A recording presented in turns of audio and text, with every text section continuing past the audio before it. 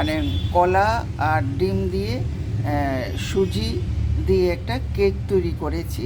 খুব 2 কাপ সুজি দিয়েছি, 1/2 কাপের কম চিনি, বড় একটা হাঁসের ডিম, 3টে কলা। সেই কলাটাকে আগে ভালো করে পেস্ট করে নিয়ে সব কিছু একসাথে 1/2 কাপের কম চিনি, মিষ্টি এরকম দিয়েছি, ভালো করে মেখে নিলাম। আর 2 চামচ ঘি, বড় কাপে 1 কাপ দুধ, এমনভাবে মিশিয়েছি যেন কলা মুখে দিলে মানে বোঝা না যায়। আচ্ছা, তারপর এটাকে মেখে এই বক্সটার মধ্যে একটুখানি ঘি মেখে নিয়েছি। মেখে ওই মিশ্রণটা, চিনি যখন গলে গেল, ভালো করে মিশ্রণটা এটার মধ্যে দিয়ে বক্সের মুখটা লাগিয়ে নিলাম। এবার বড় প্রেসার কুকারে পরিমাণ মতো বালি দিলাম, বালি দিয়ে বক্সটা বসিয়ে মুখটা লাগিয়ে দিলাম।